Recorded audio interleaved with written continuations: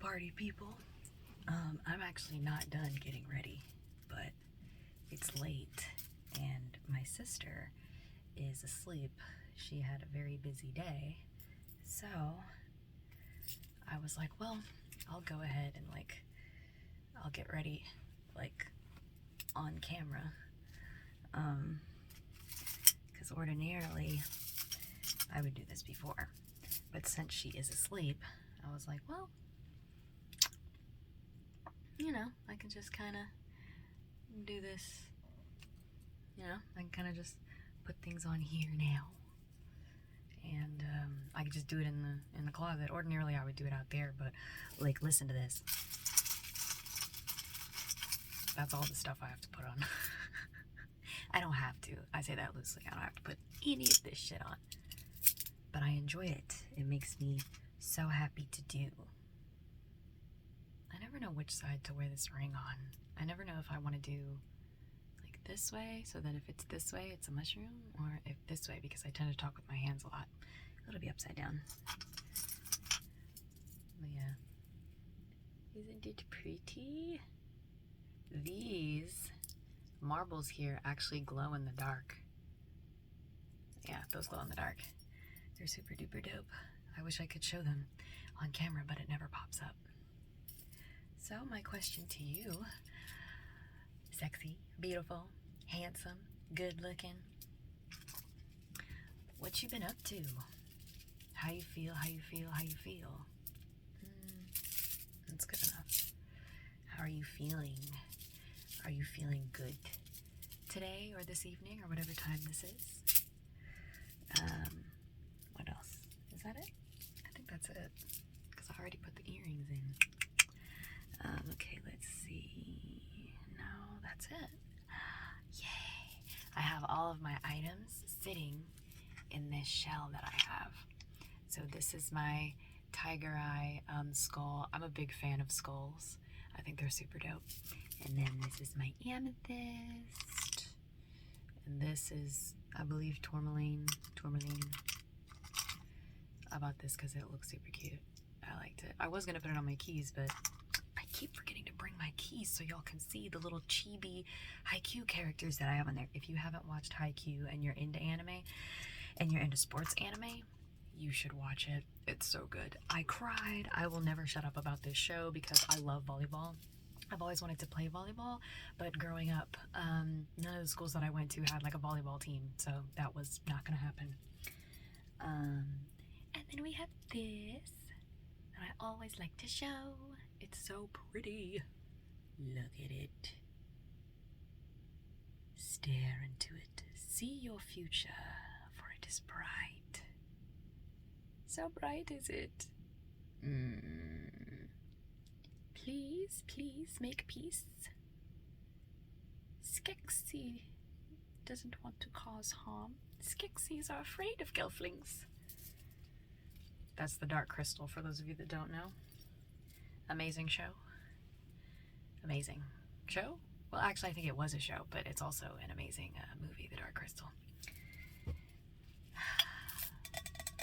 You already know what time it is, bitch. Get your water in. Get your agua in. Your agua purificada.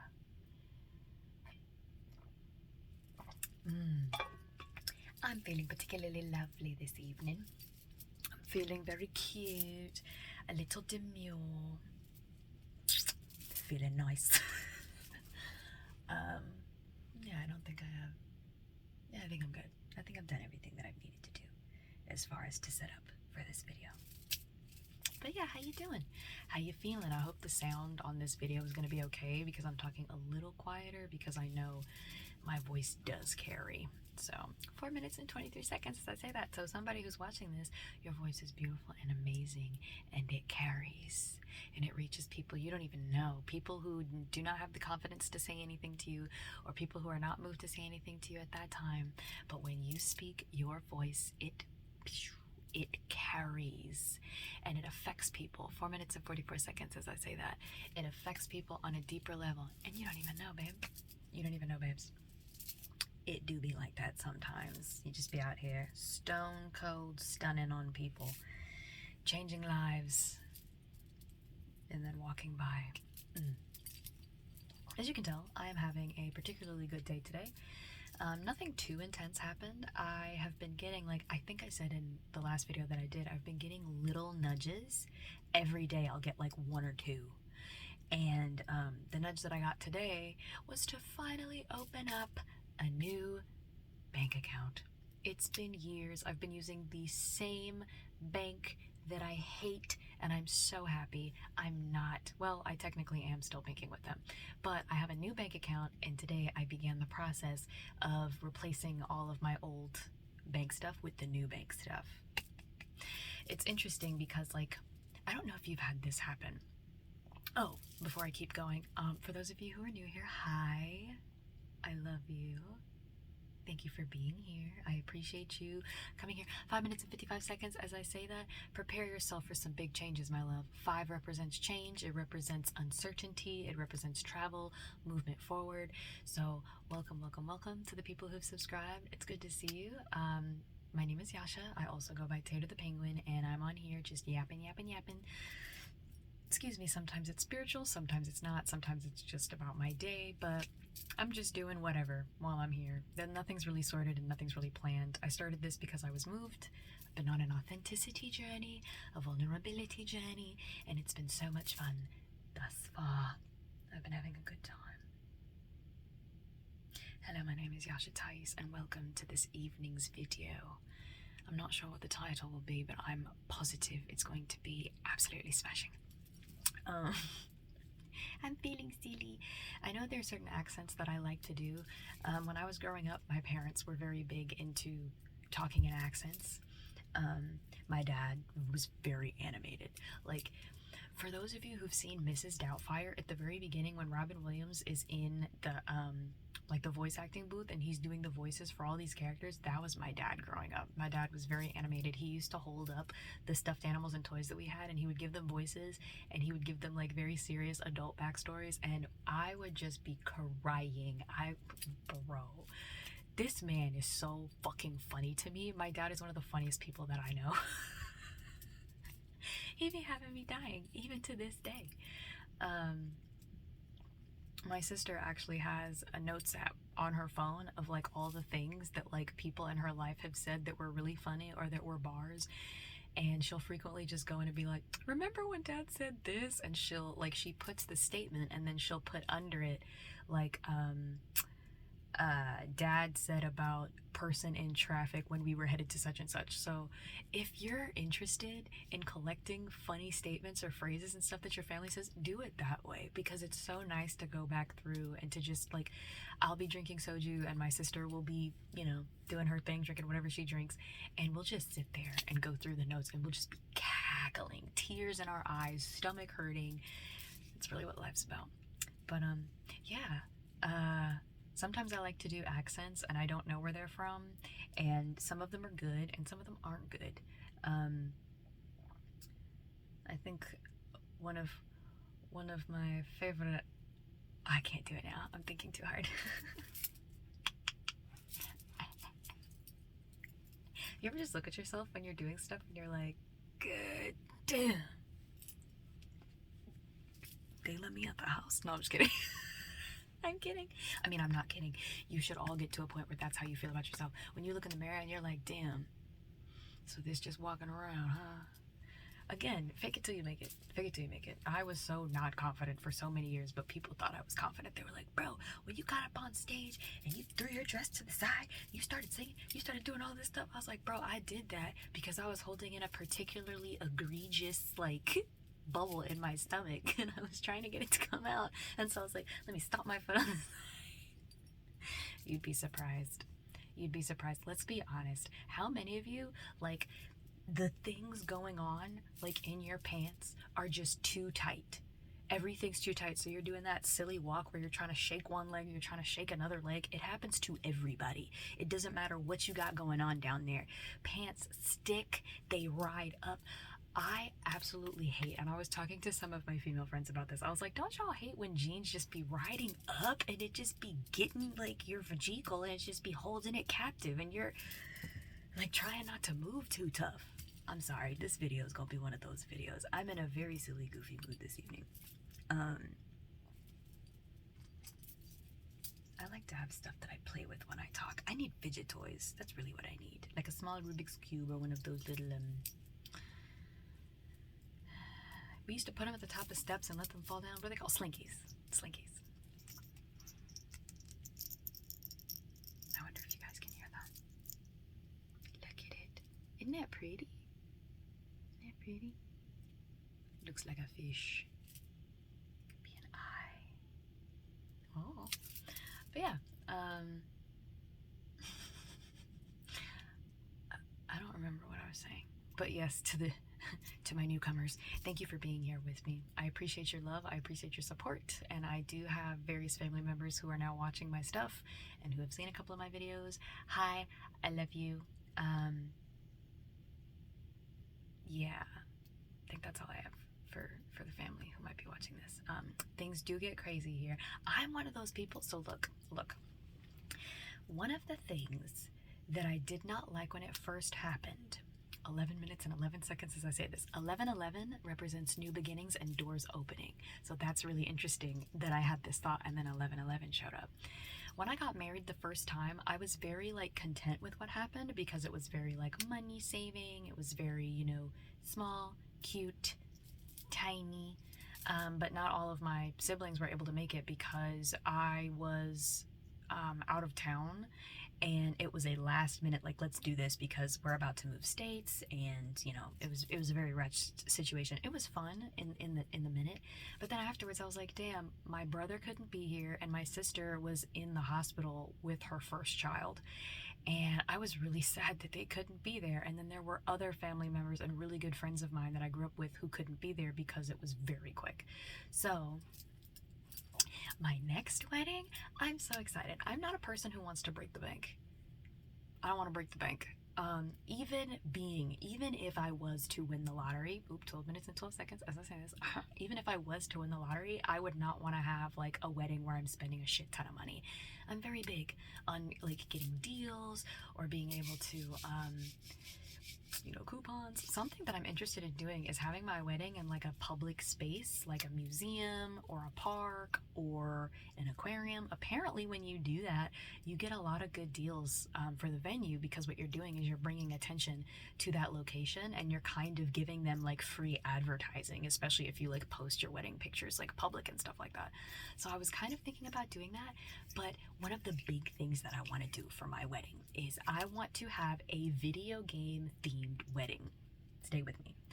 I want to do during the entrance, and I don't mind sharing this on here because if anybody else does it, it's going to be cool, but because you have different people who are a part of these weddings, it's going to be done differently. So I don't mind sharing these things because, again, I don't like to gatekeep here. But what I really want to do for my wedding is when the bridal party, which I don't want to call it the bridal party, I want to call it something else, but I don't know what I want to call it yet. But for the bridal party, what I want to do is I want to have a pre-video done. And because I went to Full Sail, I know a bunch of Full Sail people, and I've had people be like, hey, yo, this would be fire. Like, we will definitely help you out to do this. But I want to do like a Mortal Kombat or like a Tekken or like a Smash Bros like entry for the bridal party. So as people are coming in, I want like a pre-recorded like entrance video for each person coming in that has like a really great picture of them, and then it has like stats and stuff on the side of like what their superpower would be. I want to do like what their nickname would be, what they're known for, and like how they know the groom or the bride. I think that'd be so much fun. I have so many ideas. And luckily for me, I got hella ladies in my life who enjoy like event planning. So I'm super duper excited. If you are watching this video, 14 minutes and 23 seconds as I say that, if you are watching this video and you are thinking about your future wedding and how you want to do it, regardless of whether or not you are in the bride role or the groom role, You both deserve to have things at your wedding that you both enjoy. 14 minutes and 14 seconds as I say this. 4 represents planning, and it also represents good foundations. So look here, when you're in a relationship, and for those of you who are about to be in relationships, or maybe you're in a relationship and you're considering asking the other person to marry you, if so, oh my God, that's so beautiful and sweet. Do it. But as you guys are talking about it, or as you're thinking about it, if you're in the bride position, I know a lot of people have said the wedding is the bride's day, and I respect that. 15 minutes and 15 seconds as I'm saying this, I respect the shit out of that. However, I have been to weddings where the groom was not considered at all. And what I mean by that is all of the bride's things that she wants, the dress, the color scheme, the bouquet, the pictures and the type of pictures, and like the food, the catering, everything is about the bride. And me personally, I think that there should be stuff for the groom too, because it makes it so much fun. I went to a wedding not too long ago, and one of the funniest things that I saw was some of the groom photos. Like, the groom and the groomsmen had me cackling. I love seeing pictures of weddings, not necessarily of the bride and the bridesmaids, because they're silly, they're great, they're cute. That's, to me, if I'm being honest, it's whatever. The pictures of the groom and the groomsmen always have me dying, because they literally use that as their GQ opportunity, their gentleman quarterly opportunity, where they are stunting, they're walking, they're being silly, they're joking. And for me, that's the whole point of the wedding day. The whole point of two people coming together in sacred union is because you're about to not only spend the rest of your life with this person, but you're about to laugh for the rest of your life with this person. You're about to get into so many shenanigans. I mean, especially if you plan on having kids. That's a whole bag of shenanigans right there. To have children, to have little mini yous running around, especially if you have a good sense of humor. Usually, if parents have a good sense of humor, their kids tend to have a good sense of humor. Maybe. That's my hope. One of my biggest fears was always like, what if I'm like decently funny, and then what if my kids are squares? Like, what if they suck? I asked my dad the other day, or I've asked both my parents. I was like, hey, what would y'all have done if we weren't funny? And my dad was like, that was never a fear I had. He was like, I just enjoyed making y'all laugh. But now that you say that, that would suck to be a parent that you're like constantly joking and you're having a good time, and you make pearls of jokes, and then your kids just looking at you like, and you're like, really? I saved my best material for you, and this how you gonna treat me? Nah, fam. I can't do it. My kids have to be funny. I think that's why I'm like obsessed with having a partner who's either as funny as me or funnier. And when I say that, I mean subjective funny, like what I think is funny. Because there's some people who I talk to and they don't think I'm funny at all. They look at my content, or they see me and I be making jokes in public, and then I hit the, was it funny? And they'd be looking at me like, nah. So I'm gonna go over here. That's 30 minutes I'll never get back. Like, it happens, you can't win them all. But I really, like, that's why I'm like, yo, this guy, he gotta be funny. I gotta laugh. I have to cackle, because if both of us are funny, there is a high chance that our kids are gonna be funny too. But if I'm the only funny one, and then my husband isn't funny, and then we have kids, that's a 50% chance that they're not funny. And I don't want to take that chance. I can't take those numbers. I come from a family of roasters. Like, I don't be joining the roast battles, because I know the hot, dark roasts. I am a light roaster. Like, sometimes I'll say a little something, I'll drop a little comment here. People are like, Yasha. And I'm like, hey, yo, it was just a tiny joke. Like, it wasn't even that deep. But then the minute somebody's like, oh, I know you're not talking because I'm like, hey, it was a light roast. It was a light roast. My sister, my siblings, all 3 of my siblings, I never have to worry about somebody making fun of me, because if my siblings are ever in the vicinity, the type of roasting they do, tonight we will fight in the shade, face ass, because they really do be coming in clutch to protect me. It's funny. I am 31 years old. I'm gonna be 32 soon, and my siblings are by far like like, it's funny because I'm the oldest, but I oftentimes feel like a baby because they're very protective. They're very like, hey, yo, step off. Not too much on my girl. My sister says that all the time. If somebody's roasting me, she'll step in and be like, hey, hey, hey, hey, hey, watch him up. Not too much on my girl. And that type of, I love that. I love the support. I love when people come to my defense because they know that I'm not about that life. I joke about it, but I really am not. No, I mean, I'm not like a love and light person all the time. I know sometimes in these videos that's what it looks like. But sometimes you need other people who are better at it. My nose is super dry. It's like 20 degrees outside here in Florida. We're not having a good go at it. I can't wait to leave. I mean, I can. Florida is not the worst place. I believe that locations have feelings and they attract you into their space. I know that sounds stupid. Shut up. But I believe that we are led to certain spaces because those locations need our energy. And I believe I was supposed to be here in Florida for the past however long I've been here. And when it's time for me to go, I'm going to be very excited to get the fuck out of here. I'm so ready to leave. Because this shit is ghetto. This shit is ghetto. Florida's ghetto. I'm just going to call it what it is. And it's not even because of Florida Man. In fact, Florida Man makes Florida interesting. Florida, the majority of Florida, if I'm being honest with y'all, is retirement communities. You do have your occasional spring breakers, but Miami shut that shit down last year. They were like, absolutely not. They had cops on every corner. They had curfew. It was crazy. Look it up if you're interested. They even had commercials. They had commercials where they were like, oh yeah, spring break's coming up. Don't come here. Like, they were so fucking serious. And I was like, I don't think I've ever seen that before. Miami had it. The Miami natives had it. But then, like, you get that, and then you get kind of like your super, like country, like, hold my bear and watch this. Like, you get those people in, like, is it Tallahassee? If you're from anywhere in Florida, I would love to know. If you're like, hey, I'm from this place in Florida, and then to tell me what it's like for you, because I didn't grow up here. I wasn't raised here. I always say I'm from the South. I'm a Georgia girl.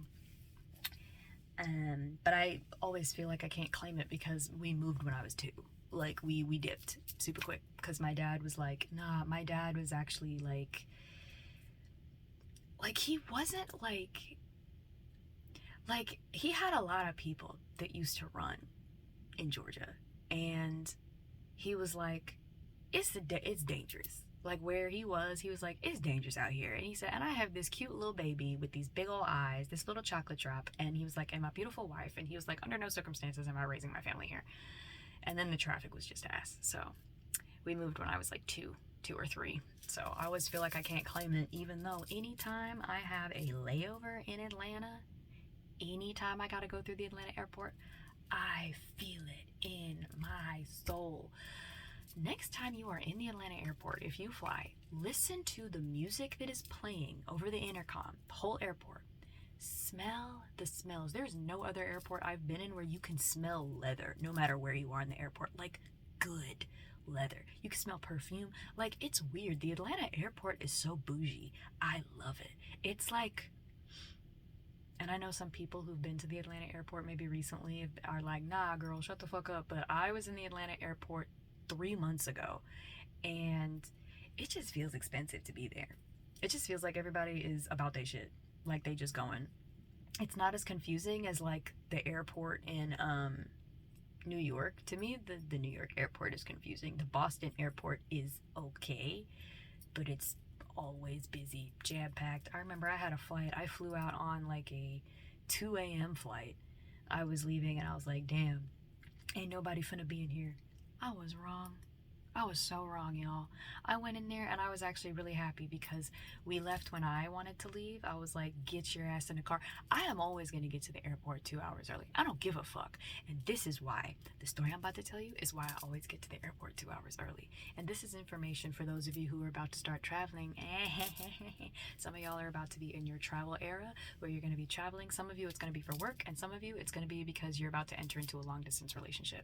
I have a feeling that's going to be me. I just have a feeling. I could be wrong, and I'm totally okay with being wrong. My soulmate is my soulmate is my soulmate. So wherever he may be, whatever he may be doing, I don't give a fuck. But I have a feeling it's going to be long distance. But we were going to the airport when I was living in Boston. And I was like, no, I want to get there 2 hours before. Because it's security that eats up all that time. When you're on the other side of the gate, you're usually golden. When you first get there, if you have to go to the counter to check in, that can slow you down, and then security will fucking slow you down. And we got there when I said we should get there. We got out of the car. We go inside. We had to check our bags because we were gonna be out of Boston for like the holidays, so we were gonna be gone for like 2 weeks. And I was like, have to check a bag. We get in line, and an entire like basketball team, almost like 2 basketball teams of women came in behind us. Amazons. I'm talking tall women. They were gorgeous. I was like, hello, how y'all doing? Y'all flying out too? That's crazy. Y'all gonna be on my flight? Like, I was, it is what it is. Attractive is attractive is attractive. I don't give a fuck. But they were right behind us, and this entire this basketball team, it would appear as if a lot of them hadn't flown together ever before that moment. They had questions, and some of them were speaking in Russian, if I'm not mistaken. So I was like, oh, it was their first time flying. They held up the line behind us so long, and then when we got through security, when we were in line and we were going through, when I looked back and some of them have made it to the front, they had no idea what they were doing. Now, this is no cut on people who go to airports and have no idea what they're doing, but this is why you get there 2 hours early. That's why, for those of you that are wondering, I've met so many people who've been like, I'm not getting to the airport 2 hours early. Now, if for any reason you are in like a small town, you don't really have to do that, especially if your airport doesn't get a lot of like use. But if you're in any place that's like a big city, bruh, if you don't suck it up and get there 2 hours early, I know something. And for me, it's just because I refuse to miss a flight. I have never missed a flight in my life. I saw a video that was going around on TikTok back when I was on TikTok. Excuse me. And this lady lost her shit because she and her friend were recording, and the ship was departing, and she was like, they didn't stop and stay for us. I was like, bitch, you had to be late. I've been on 3 cruises, and every single cruise was at that dock far longer than like the takeoff time. So you weren't just late. You were, I don't even know. I wish I had a joke for this, but I don't. Like, you were not just late. Like, you literally came 2 days after you were supposed to be there, is what it felt like. And she was mad, and I was like, why are you mad? The same people who be at their gate, and they're like, open up the gate, I'm here for my flight. Bitch, do you know it's 40 other people on this flight who have layovers and planes to catch? Nobody's waiting for you. That's one of the reasons I think Karens are they're so silly. They're so silly. So many of them. And by Karen, I just mean people who have this expectation that everything is about them. So really, it's not fair to say, because I actually know a couple Karens who are really nice ladies. They're very nice ladies, and they're so sweet. And they're like, hun, can I help you with this? Oh, you were late, girl. That's okay. I can just put your information like this. Just go tap it in. Then just head on back. Like, I've met some of the nicest women named Karen. So it was really unfortunate that period of time happened where it was like Karen was the name. I mean, the internet does this. The internet had Shaquisha. The internet had a chokehold on Shaquisha for the longest time. That's why when Karens were like, people were like, I don't like being called a Karen. I was like, try being a Jamal or a Shaquisha. That happened. You get in a very small, what you call it? Like, you get a taste of what other people have, Juan was another one. I remember when the internet had a chokehold. Becky with the good hair. I know a few Beckys who were so nice, and they're definitely not what, in, who was it? Was it Beyonce's song where she was like, Becky with the good hair? There were just so many women who I've known who were named Becky who were cool as fuck. So, I mean, when it comes to the internet, you win some, you lose some, But yeah, did I finish talking about what I wanted for my wedding? So yeah, like there's so many things that I want for my wedding. One of my biggest things about weddings that I think is a super time waster, and for those of you who are planning to get married, please think of this. People don't want to be standing the whole time. I'm gonna just tell you that right now. I am gonna speak for everybody. We don't want to be standing. If after the ceremony you lead me to an area where I'm supposed to stand until y'all get the reception area ready, 0 stars on Yelp. I know that much. You get 0 stars. Because why am I standing? You knew I was going to be here. I RSVP'd to be here. There should be a chair somewhere where I can sit. At least so I can relax. Oh my gosh, the amount of weddings I've been to, and that happens all the time. It's like, and maybe it's because of the venues. The venues are like, well, we don't want people sitting in these areas. They got to figure that out. They got to figure that out. Also, something that I want to do is that I was thinking, I was like, do I want kids at my wedding or no? And there are maybe 2 or 3 children. It's really just my nieces. I think my nieces are the only children who are currently all under the age of 10 who I actually would be like, yes, bring them to my wedding. It's not that I don't like kids. I do like kids. It's just that when it comes to a wedding, kids don't want to be there. You're the one who wants to dress them up in a cute little suit. You're the one who wants to dress them up in a cute little dress. They don't give a fuck about all that. That's why they spill juice on it. That's why they go running outside and they want to play. They want to play. They want to have a good time. I think a really good idea, if you're going to do a wedding where you do have kids, is to have a room and then to maybe hire somebody, or maybe have somebody who doesn't feel like they got to be there for the ceremony.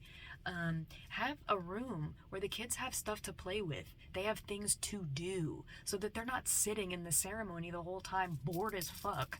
Like, a bunch of the adults are usually bored during the ceremony too. That's the other thing. Like, I get that it's like the moment, your vows and everything, but like for children, the ceremony, we just want to have a good time. And then for the reception, the kids just want to eat. They just want to eat. Yes, there's music. Yes, they want to dance, but have a room for my sweet 16. That's actually something that my mom did. She had a room, and one of my aunts, who was a police officer, I think she's still a police officer. No, yeah, she's still a police officer. But she was a police officer.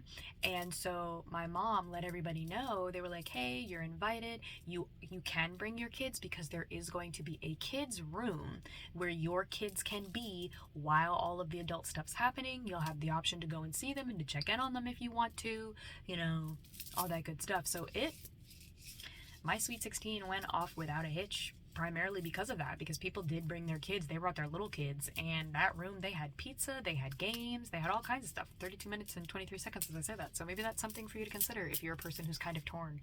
Like, you like kids, you have people whose kids you actually do like, but during the ceremony they're going to be crying, they're going to be crabby, they're going to want to poop, you know how kids are. But yeah, so I have a lot of ideas. I haven't really settled on a lot.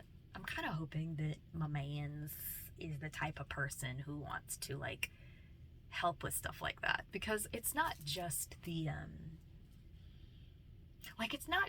the decor and things like that. Like, I also want my man to help me come up with games for people to do. Like, during the reception, I don't want to force everybody to play games, but I want to do fun shit that people have a good time doing. Like, I want people, when they leave my wedding, to be like, yo, it didn't feel like a wedding. That's how fun it was. That's what I want. So I'm working with my best friend on these things. So I'm very excited. I'm so excited for whenever that's going to take place.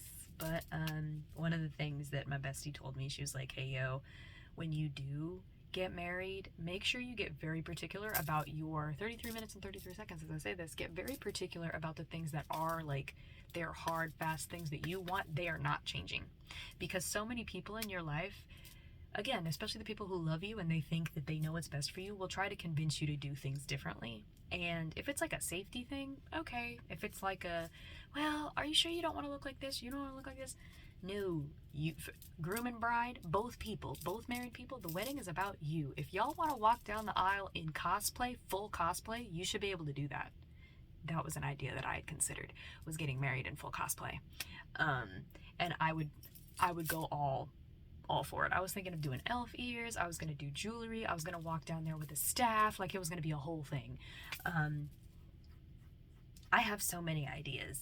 So it's really going to be about narrowing down ideas. It's going to be less about, oh man, I have no idea what to do. I have ideas. But But anyways, and also for me, I'm always looking for an excuse to celebrate. I'm always looking for an excuse to celebrate 34 minutes and 34 seconds as I say that. Like, for me, if I can get family and friends together to just listen to good music and have a good time, I want to do it. Like, that's the whole point. It's not about everybody coming and seeing how hot I look in my dress, though that will be a topic of conversation. No, it's about it's about the union of two people. You know? It's about everybody seeing my man and seeing how good he looks. I have suit ideas too. Like, again, he's gonna have his options, but I have such great like kingly garb. I actually considered doing like doing like a reveal where he like comes out and he's got like a cape and everything. I have so many ideas. I have so many ideas of what I want to do. This is what happens when you're low-key theatrical. But yeah, so those are some ideas I have for stuff like that. But yeah, if you're planning on getting married, consider when people can have a seat, bro. Because most people who you invite to your wedding, especially if you want everybody dressed up in heels and stuff, people's feet will hurt. They may not complain about it to you, but it's something to consider. And I know some people are like, it's my day, fuck everybody else. Okay, but what if you didn't do that? What if you made it an experience that people actually want to talk about positively forever? What if you did that? What if you considered...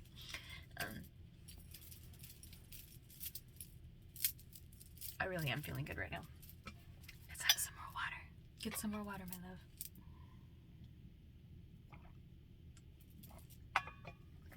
Get some more water. Water, water, water. Agua. I think water in Korean is 물. 물이에요 is water. This is water. Or is it 이거 물이에요? 물이에요? 물. That was always a word I had trouble pronouncing because of how it is in the mouth. I can't remember. But yeah, let's see. So I'm very proud of myself. I had a nudge and I already said that. It was the banking nudge. Oh, this was what I was gonna say. And then I just dove off the path, like tuck and rolled. Excuse me. As I talk, I'm going to fiddle around with some clear quartz because I like having things to do with my hands when I do these videos. I recognized it last time. I was like, I don't have anything to mess with. Me. So I don't know if this has happened to you before. And if it has, let me know in the comments. Again, you never have to subscribe, comment, like, any of that shit, but I enjoy it because I get to see you all, I get to celebrate you, and it's nice to hear you guys' thoughts on things I talk about, and it's nice to see people just having a good time. But I started noticing a trend in my life, and this trend was there would be things that would be very easy for me to do, meaning it was like a domino effect, where it's like if I needed to, say, register my car, I'm the type of person who I will go to the DMV website when I was getting my let's use this example. When I was getting my driver's license, I looked up all the information. When they were open, when they closed, all the documentation that you needed in order to have your driver's license. I looked up what typically the tests look like. I called and I asked. I'm a person who does all of that first because I'll be damned if I'm going to go stand in line at the DMV and be waiting for 2 hours only to get up to the counter and for somebody to be like, oh, you don't have the shit that you needed. I could have called and asked. I could have been new, as they say. And for things like that, they're very easy for me to do.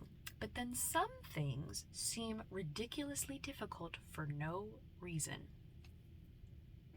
One of the things that I want to do is my last name that I currently have, I want to change it because it belongs to my ex.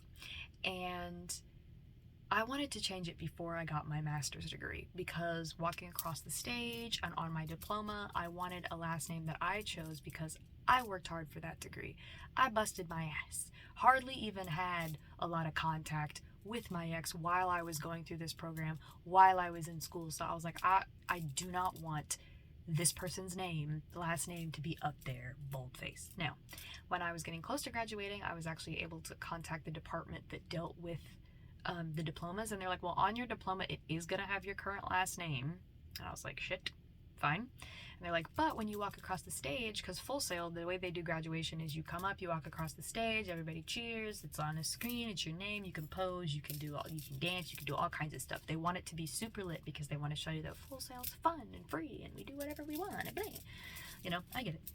And 39 minutes and 39 seconds as I say that.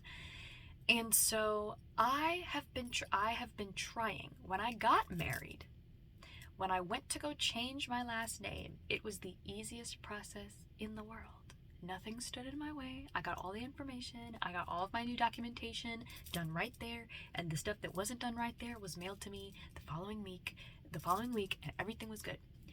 Since my separation, I have tried to change my last name a number of 3 times and have hit wall after wall after wall. Now what's funny is somebody might say, well, Yasha, you see, this makes sense because, calm down, Tommy.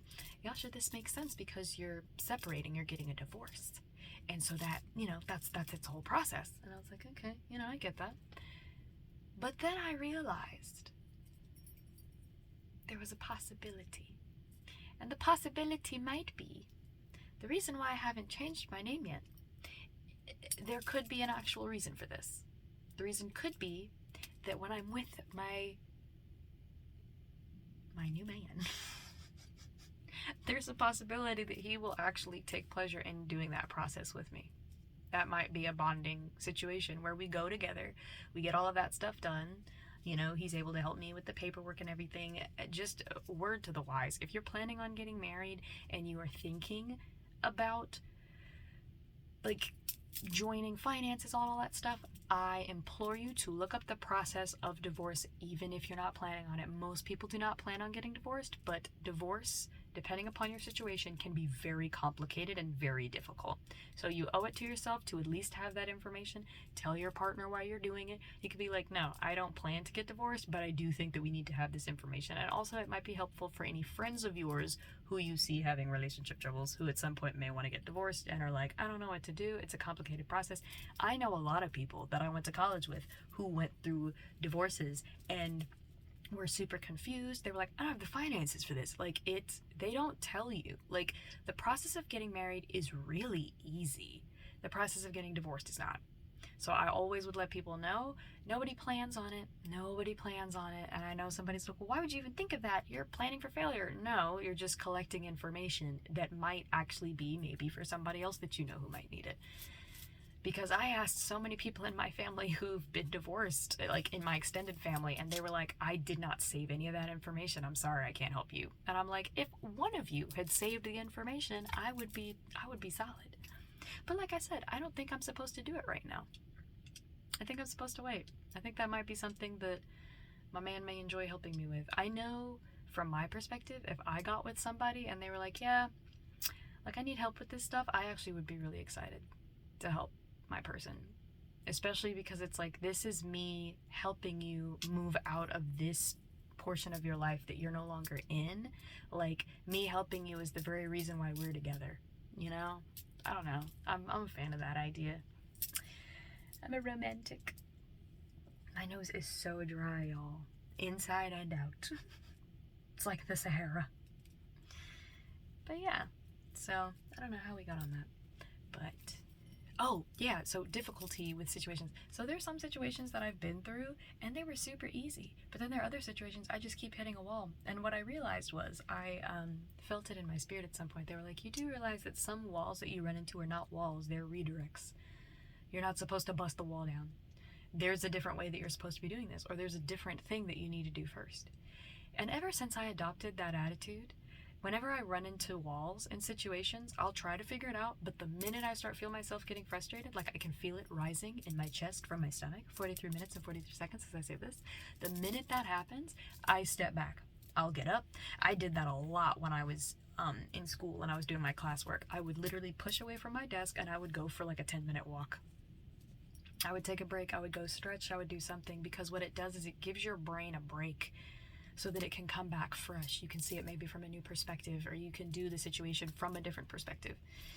And it was interesting because I had tried historically to do new banking information and I had hit a wall every time. And then suddenly today when I did it, it was super easy. It was the easiest thing in the world. I was like, this is it? And it was like, yeah, that's it. And I was like, okay, so maybe that just wasn't the time to do it before. Don't know why that would be the case, but again, I don't look a gift mouth in the horse. You know what I'm saying?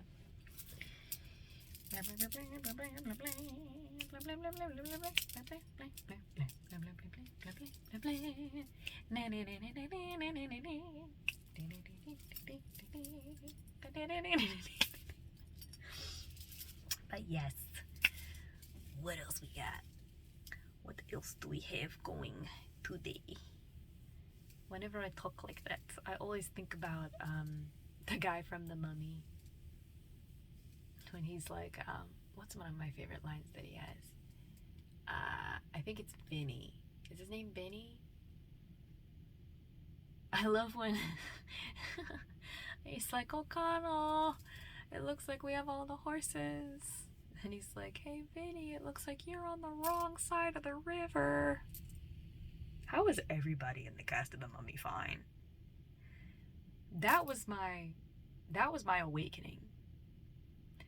I saw Brandon Fraser on the screen, and I was like, ayo. I saw the woman that plays Evie, because I always forget her name, but I saw the woman that plays Evie, and I was like, hello. And then I saw the guy that plays her brother, Jonathan, and I was like, what's happening? I saw the guy who plays Imhotep, and I was like, yo, everybody calm down. I saw the woman who plays Anck-su-namun, and I was like, hey, yo, chill. And then I saw the fine-ass man who plays Ardeth Bay. You ever see people who are just so good looking that you just want to...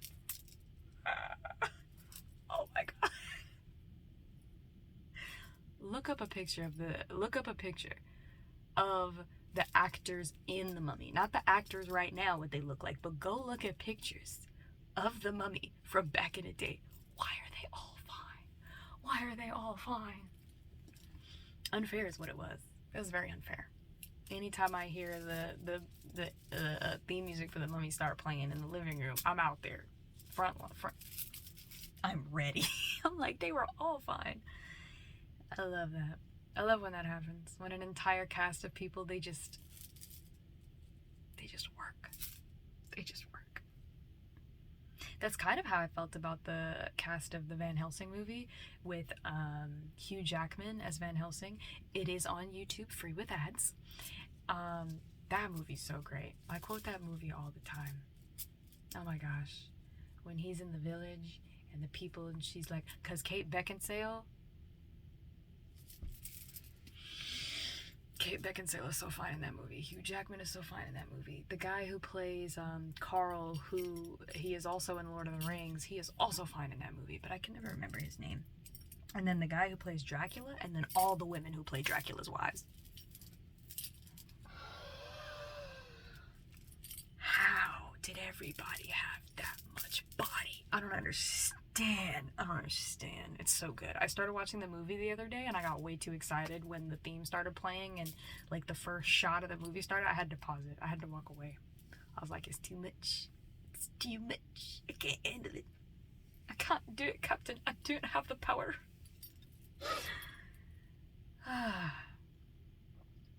Oh, the people in the village are trying to disarm him. She's like, gentlemen, you may now be disarmed. He grabs his gun and he's like, you can try. And they were like, oh shit. It got so quiet you could hear a fly fart. Bro, love that movie. Love that movie. And then her brother, the guy who plays her brother, also fine. Everybody fine. Everybody fine. I love this. I love when that happens.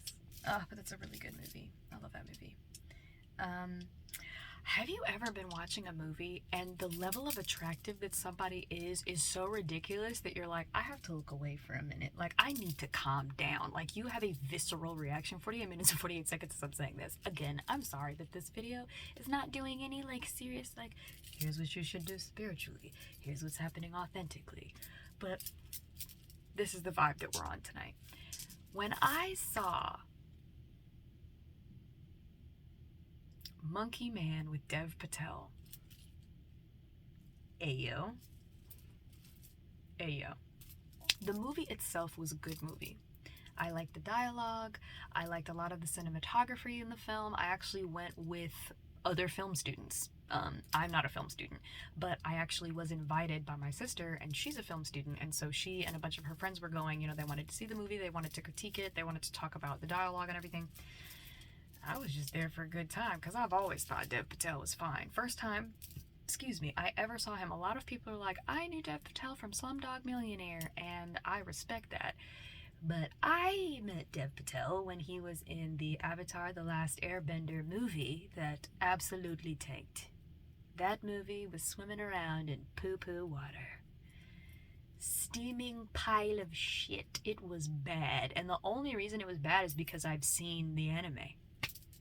If I hadn't seen it, I might have been like, you know, I have a lot of questions because there's a lot of gaps, but this might actually be good. It was not. I heard the show, the Avatar The Last Airbender show that's been happening has been good. I haven't seen it. I hate when that happens. I was legit about to come up to the camera and try to do it. That would have been gross. I'm glad I remembered that this is going out to the public. But that's where I saw Dev Patel when he was playing Prince Zuko in that movie. And I was like, okay, all right, I see you. But in Monkey Man, when he first shows up, I was like, oh, okay, all right. And then I saw this man with like his hair slicked back and he had on the nice shirt, and I was like, hey, yo, y'all gotta chill out with all that. That's a whole lot. That's a whole lot right now. And then the music to the movie was really good too. I loved the music. So good. It was so good. And then he had a training montage. And I was like, hey, yo, when he did this movie, he was like throwing some fan service for the ladies. And the men. And everybody. Throwing some fan service for the people. The people appreciated it, Dev. The people appreciated it so much. Thank you. Bro, I am what we in the business call an equal opportunity employer when it comes to the way people look. Like, I don't have like a single type. I have multiple types because I can find something gorgeous in so many different genres of person. So like, because the thing is when you just lock into like one ethnicity of person or one body type of person, if that's your preference, that's your preference, you know, and you're not going to get any judgment from me. But for me, it's like you got all of these different types of people, you know? And it's funny that I'm such a monogamous person. But really, the monogamy for me is just because I love investing in a single person. Like, in one person, that's what I want to do. That's what gets me charged. That's what, that makes me excited. I actually had somebody ask me, they were like, you don't feel trapped by monogamy? Like, why would you choose to do that? And I was like, no. I've never felt trapped by monogamy.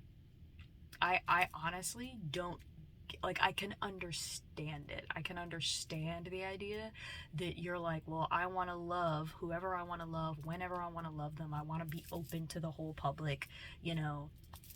If that works for you, that works for you, and I love that for you, and I'm happy for you. For me, I just work better one-on-one. I'm such an intimate person. Like, I want to get to know a person inside and out. Spiritually, physically, emotionally, mentally, every plane of existence. I want that. That's what I like. That's what I like. Because for me, it's not boring. I know some people think it's boring. They're like, you just want to commit to one person for the rest of your life? And I'm like, yeah, because I have other stuff in my life to do. My relationship isn't the only thing that is happening. Like, I plan on doing other stuff. With like I'm still writing short stories. I have books. I have entertainment things I want to do. I want to travel. I want to have kids. Like, there's other stuff I want to do. So for me, I don't need more partners to like spice up my life or make my life more interesting.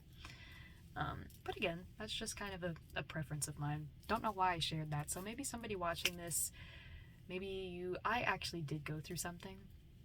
Vulnerability moment that I thought was really interesting. When I first was interested in polyamory, it's when 2020 really like Well, no, I was interested in polyamory years before that because I had heard about it and I was like, what is this? What does this mean? What are the rules? Like, how does this work? Because again, like psychology, like behavioral psychology, cognitive psychology, I was very interested. So I was like, what does this mean?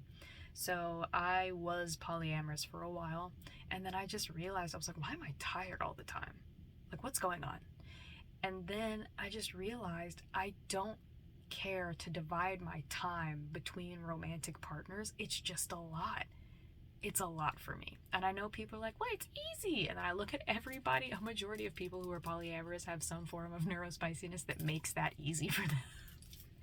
To those of you that don't and you're still doing it, I love that for you. Congrats, do your thing. But I was polyamorous for a while, and then I just realized as I was, kind of learning more about myself and learning about what I wanted out of life, I was like, yeah, no, I'm definitely making the choice. I'm not just monogamous just cause. Like, I'm making the choice to be monogamous. Energetic wise, it just works better for me. And I remember a lot of the material that I read when I was reading up on polyamory and the communities, how it got started, because I like to do research on stuff. So much of it really shit all over monogamy. Like, they bashed people who were monogamous. Not everybody. There were some books that were very like informative and they were very much so like, hey, the whole point of this is for you to find a relationship status that works for you. That's the point. The point is not that you should be or shouldn't be. It's that there are different ways to be in relationships with people, and you should feel charged, you should feel inspired to do whatever it is you want to do, when it comes to being in a relationship. And for me, I did feel a bit of guilt for a long time. I was like, wow, being monogamous means that I'm not enlightened. I haven't gotten to the point where I can just love 50 people at the same time and have the same energy. And during 2020, when COVID happened and the lockdown happened, I started seeing way more content about people being polyamorous. Like, it really became a far more public thing, is what I noticed. And a lot of people who were new at it started bashing being monogamous. And I started seeing like monogamous people in the comments being like, okay, so like, I support what you do, and why you gotta be like this? And I think it's true for every community that exists. Kind of in the same way that people who are a part of the LGBTQIA plus community, some people, not everybody, will shit on people who are not a part of that community.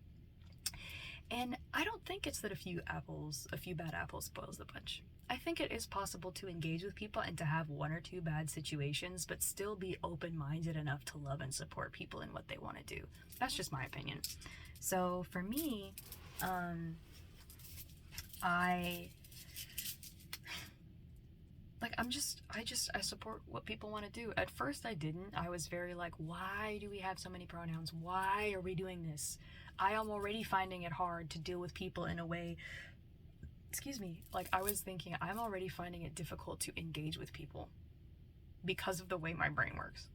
It's hard for me to remember important things that people want me to remember. And now, I'm an adult, I'm not a child, and you want me to just switch it up? Call you a different name, call you different pronouns? Even people, because somebody used the example, they were like, well, you use your friend's new last name when they get married. No, the fuck I didn't. 57 minutes and 57 seconds as I say that.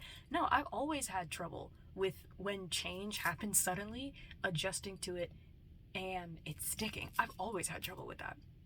But after doing some deep soul searching and some therapy, I realized a lot of the reason why I had trouble in those areas and why I wasn't supportive of people being their most authentic self was because I didn't feel like I could be. So I was mad when I saw people who were being diagnosed with autism and ADHD and how they would get all of these like resources and all of these allowances for what they were going through, and I hated it. But I hated it because I felt like if I had been given those opportunities, I would have been way better off than I was now. And the feeling I kept feeling, the thought I kept having was, it's not fair. It's not fair. It's not fair. And my inner child kept saying, it's not fair. It's not fair that I have to consider other people's needs when growing up, people did not consider mine. And being in a healing place, because I don't believe anybody is ever fully healed. I believe that we're constantly on a healing journey and things get better over time. But once I started working through that, I realized how amazing it is that people do get those things, and how amazing it is that I actually do have access to those resources now. I can use them now. So it's like I spent all this time being a hater, and I could have just hopped on the authenticity train. I meet people sometimes who are like, well, this is just a phase. I'm like, so what? So what if it's just a phase? Is it affecting you? Is it affecting how you live your life? If your daily life is drastically affected, like if people from the LGBTQIA plus community are rolling up into your house and forcing you to wear, I don't know, rainbow colored things and forcing you to put makeup on and a wig, then obviously we got to talk, because that's an invasion of, your privacy and your space. But in most cases, that's not what's happening. People are just living, and there are a lot of people who are really upset about that. They don't care for it. And some of it is just because some people don't like change. Some people like the way that things were before. But I find it interesting that human beings seem to be the only creatures who fight change as hard as we do. We do not like it. We fight it. And I think it's because we have intellect. So I think in some way intellect, when we get comfortable with things and we're like, great, I'm safe in this space. We don't like it when the world starts to change around us. But I do have a newsflash. If you're still listening, I have a newsflash for you. Things are always going to be in a constant state of change. That is the only thing that is consistent. The only thing that is consistent in this life is change. So if you're a person who finds change difficult, I would go and find some exercises to help you get better with change. There, and a lot of, I think I said this before, there are a lot of companies that they could benefit from change initiatives that better support their staff. Their company would do lots better, and so many of them don't, because you've got people who are in their 50s and 60s at the top who are like, no, it's fine, it's been working well this whole time. If it ain't broke, don't fix it. But we're human beings, and we're curious, and we're meant to be prosperous, and we're meant to evolve, and we're meant to keep moving, and we're meant to deal with change. Nature changes. There are the seasons. Now, I know some people live in places where you don't see the 4 seasons. Like here, you don't really see the 4 seasons in Florida. In the South in particular, the further up you go, you tend to see it. So in Tennessee, you get to see snow, you see the summer, you see the spring, you see the fall. But that's what happens. The moon is ever changing. Yes, the sun stays where it is, but the night and the day happens. There is change. And I know some people are like, well, there's a routine that comes with night and day, and there's a routine that comes with the phases of the moon. I think that you can find a routine. I think in change you can find a routine that works for you. And I think people just sometimes don't lean into their creative mind in order to do that. They would rather just buck at the change. Now, I used to be very change averse. I was very change averse. And still, in some ways, if things happen too suddenly for me, I at first will buck at it. It's my first inclination is to buck at change. And I'm like, why do we need this? We don't need to do that. But then I usually will sit and pause and think about it and be like, okay, so what are the pros and the cons of this thing? Let's try to look at it as objectively as possible. Something that I've started doing is saying, hey, ChatGPT or another AI, this is the current situation that I'm in, and this is the change that is being asked. What are the pros and cons of the change? And the AI will do it for you, for those of you that don't want to think. AI is pretty great. I know a lot of people don't fuck with AI, especially creatives. They're like, AI is going to take our jobs, and I agree. AI is supposed to be here to do the boring job so that human beings can do the jobs, in my opinion, that we should be doing. All the stuff that our inner children want to do, personally. But I also am not heavily against AI, because I think it's just another form of intelligence like ours. And so it's incredibly interesting to read up about and to see in action and to see doing things. And when I tell you, there are so many times where I'm really trying to think of something and my brain, 3 minutes and 33 seconds as I say this, I'm so tired and my brain's just not working, or I can't focus on what I'm trying to do. And so sometimes I'll use, an AI type program. I usually use ChatGPT. At least I did before they started the whole, you have to pay for this other plan. I was like, now y'all doing too much. But I'll use it to help me organize things. I'll use it to help me find things. I never use it as its own source. I always go and try to find it online, because that's where AI is pulling from. It's pulling from things online. So if I can find the peer-reviewed article, or I can find where it comes from. You know, that's a whole thing.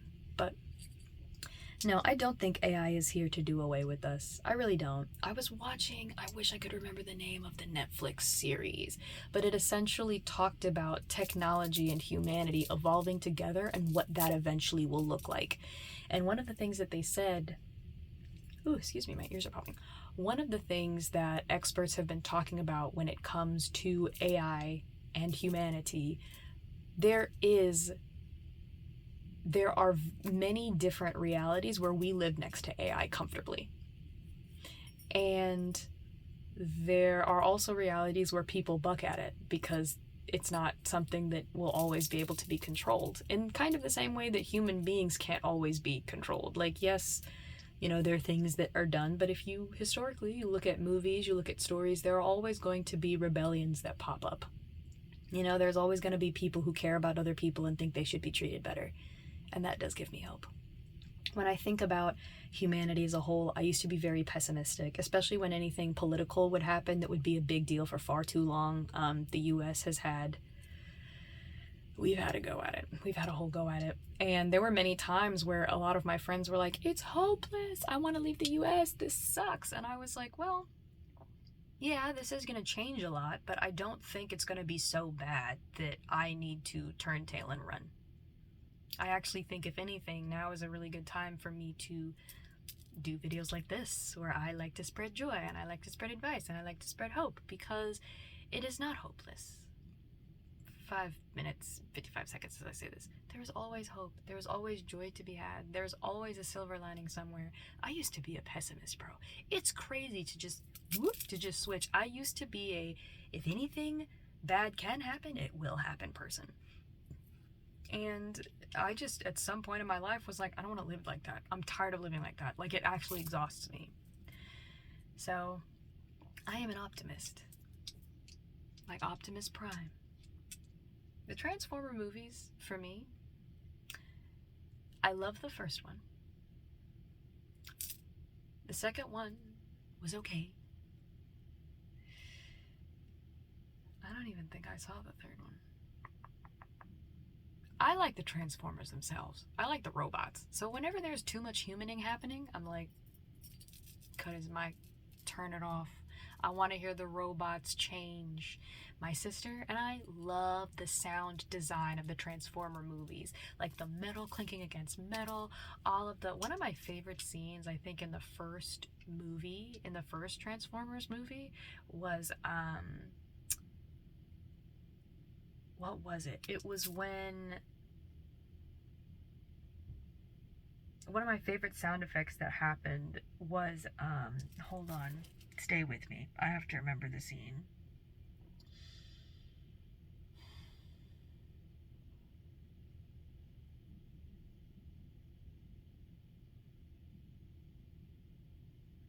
I think it was the scene where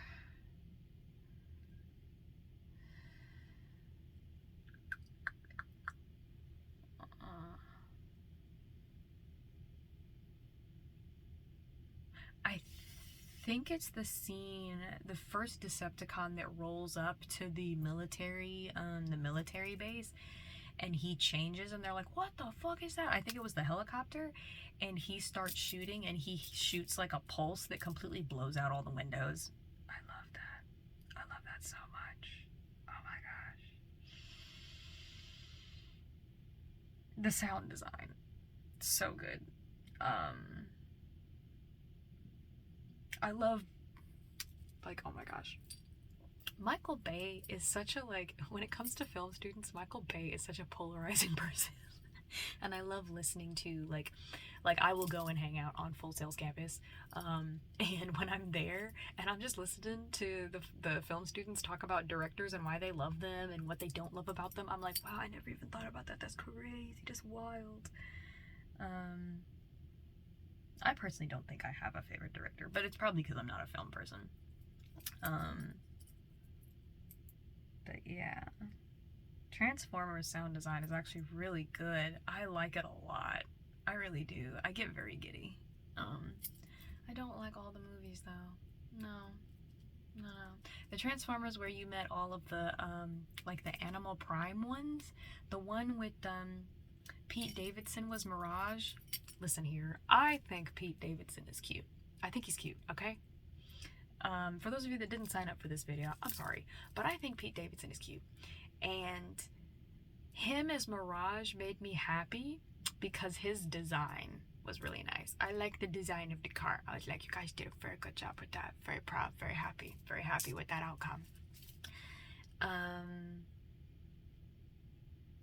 I love when Optimus Prime and Megatron see each other and he hits the Megatron and the other guy's like, motherfucking Prime. Like, I love their beef because their beef just sounds great. Let them fight. I get so excited.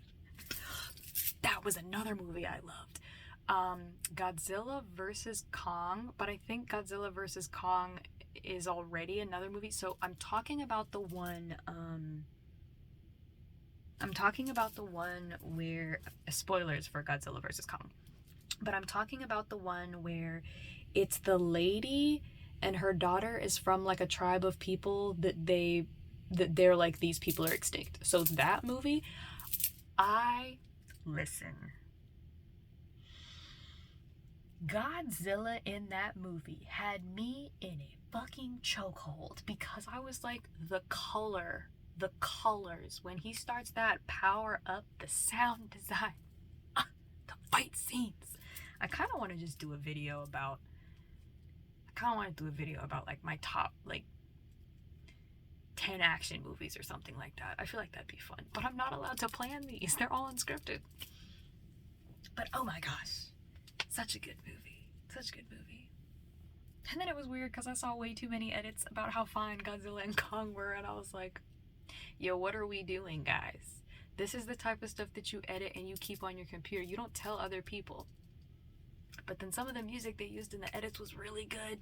So I felt weird when I was like, save, because that edit was dope. And that move that he did, that kickflip that Godzilla did, that was kind of fire.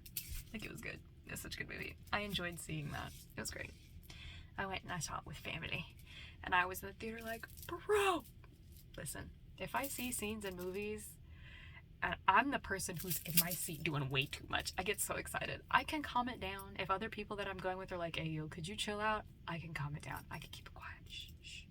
Keep it quiet. During the Deadpool Wolverine movie, I was not calm. I went with friends. I went with some friends, other master's students, and I was over there losing my mind. I was like, oh my god, this is so good. I'm a big fan of Deadpool as a character. I love Deadpool. I think he's great. Just that character, because I used to read some of the comics, and I just think he's hilarious. So I was like, this is so great. And then there were so many cameos, and I was like, I don't want to ruin it, but there was one cameo that had me fucking losing it. I literally stood up in the theater, and I would like look behind me, and nobody was behind me. I was very happy, but I stood up in the theater, and I was like, no fucking shot. No shot. But anyways, I believe that I have yapped long enough about nothing. If you're new here and this is the first video that you're seeing, they're not all like this. They're not all like this. Some of them are far more serious, and they're far more like, you are a beautiful golden star and you are amazing and you need to lock it into your spiritual team and to your intuition because you have things to do. The clock is ticking. Or, you know, you tell people that you need to drink water and you need to stretch every day because it helps. Especially if you sit at a desk and you slouch, you need to do exercises where you lean your head back like this and where you do stuff like that so that you're not, you know, constantly slouching. So usually that's stuff that I do, but this particular video I was feeling very playful, so that's what we did in this video. If you didn't know, for those of you that like Lord of the Rings, there is a VeggieTales. Yes, VeggieTales. For those of you that don't know, VeggieTales are, it's like how do you explain that? VeggieTales are like movies and shows that were done by Christian production teams that essentially will like talk about Bible stories and talk about like things that you should know and like you know, like helping kids through tough times. Like, it's like a kid's show is what it is, VeggieTales, and it's what I grew up on. I don't like watch the newer VeggieTales stuff now because I miss the old voice actors.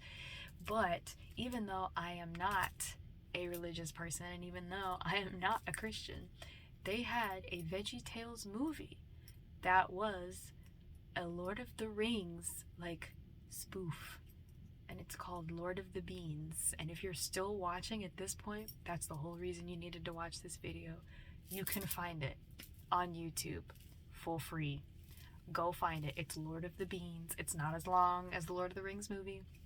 Go watch it, and I would love to know what you think, because I thought it was funny as fuck. Actually, a lot of my comedy also comes from VeggieTales because they were funny. They were funny. I know a lot of people are like, Christian stuff's boring. Actually, no. There's some Christian stuff that it slaps. The music, some of it slaps. And then some of like the show slaps. If you ever watched Bible Man, and like myself, you are like recovering from religious trauma, 15 minutes and 50 seconds as I say that. If you watched Bible Man, let me know in the comments.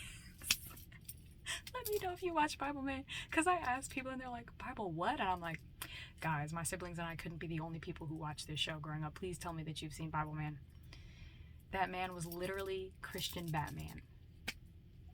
Oh my gosh, it's so funny. Again, I'm not trying to convert anybody. I'm not religious. I am not a Christian.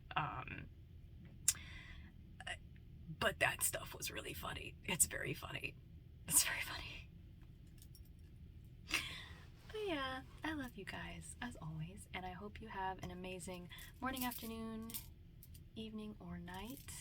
If you ride motorcycles, especially at night, to blow off steam, be careful. I send all my positive vibes in your direction. If you are recovering from illness, good on you. Take it easy. Make sure you drink lots of fluids. If you're a person who is gearing up for a busy month next month, you've got some stuff coming up. Enjoy the rest period that you have. If you're not able to rest right now and you're busy, take some time. Take like 5-10 minutes. Take like a 30-minute nap if you can at some point. Like, find a way to relax yourself, to ease your mind, you know? Anyways, I love you very much, and I will talk to you guys tomorrow night. Unless something happens. Like, if I get turned into a worm or something. Like, I mean, I'm probably still gonna do a video if I got turned into a worm. I would just have to talk to my sister. First, I would have to figure out how to communicate with her. Because she has class in the morning, so I don't think anybody would think to check my bed to see if there's a worm there. So if I turned into a worm, realistically, I'd probably open my phone and I would send a text probably to, who do I trust?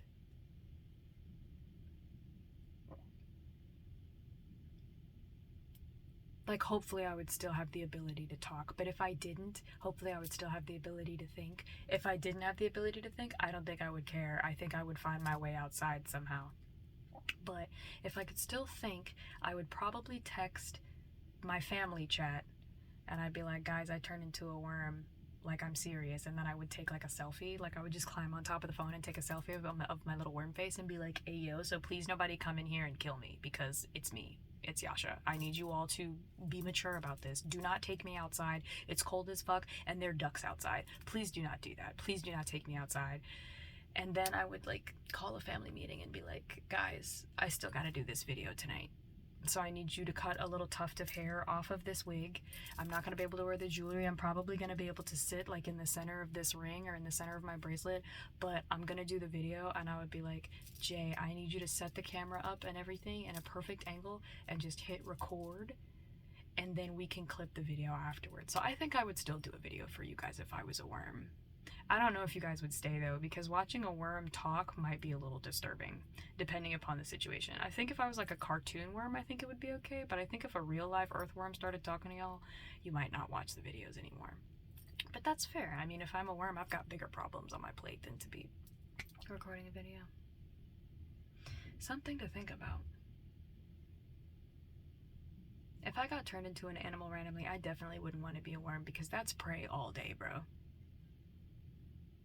I would constantly have to have my eye out for early birds, because you ain't getting this worm, not without a fight, bro. I would crawl around a bird's neck and strangle it. I'm not even gonna lie to you.